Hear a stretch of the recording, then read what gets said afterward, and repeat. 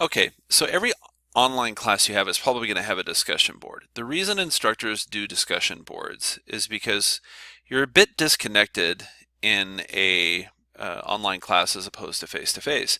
If all of us were sitting in a face-to-face class in a classroom, we would have an opportunity to talk to one another.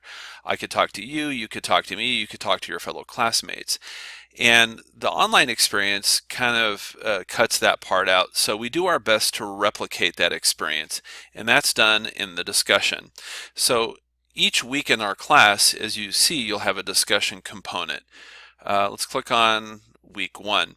So that'll be a graded assignment. You can see that this particular one, my example at least, is due April 21st, and it's worth 20 points. You can click on that, and then you will find a prompt and a question.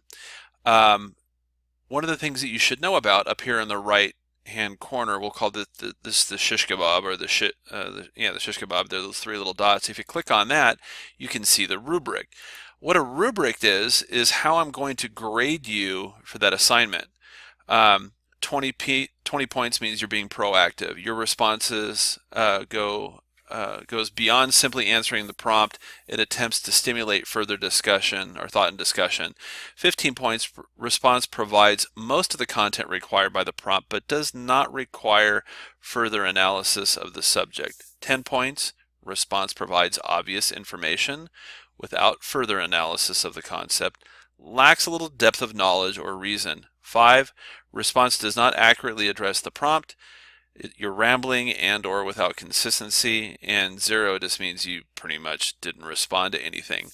Now, to get a full 20, I'm really going to want to see that you use punctuation, capitalization, good sentence structure, things like that. When you drop into the 15-point range, that means part of that could be missing. And if you have good thought, but you have horrible grammar, punctuation, and things like that, you probably might get down in the 10 to 5-point range. So in this particular prompt, you're asked, in this discussion, I would like you to introduce yourself by telling the class who you are, what your automotive career goal is, and what automotive certificate of achievement you intend to attain first. Now, if you don't really know which certificate of achievement you want, you can look that up in the catalog.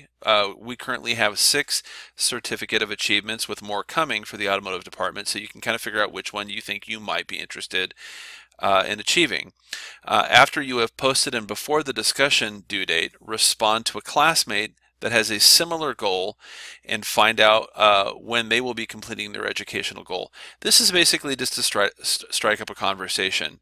So to type your response, say if you wanted a certificate achievement in automatic transmissions, you would click reply.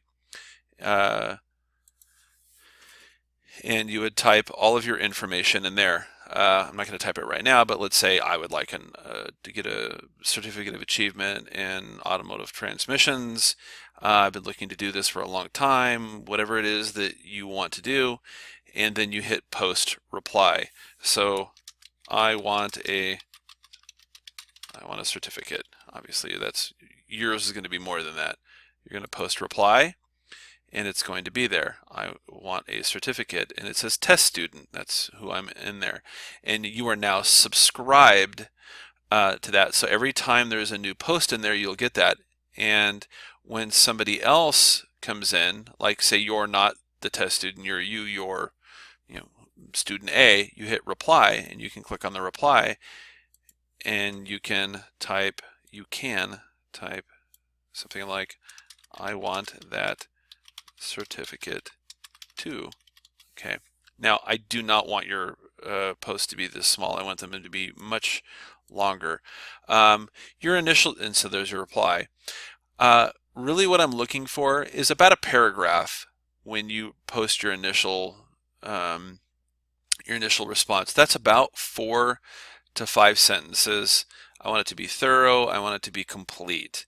When you do a reply, I don't want things like, I want that certificate too. This is not a good example of that. I want something that's more thorough.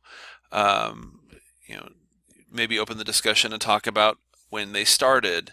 The things that you would actually talk to somebody about if they shared a similar interest as you. That's what I'm really looking for. I want to see things about, yeah, I started in fall of 2017. I'm planning on getting this certificate and another certificate. What do you intend to do? What do you want to work at a dealership? Do you want to work in an independent shop? What is your intention? What do you want to do with this? Like a dialogue, like two humans having a conversation. That's what we're really looking for here. Not just cool post, bro. That's not what we're really looking for. We want something more substantive than that. And that's how you post.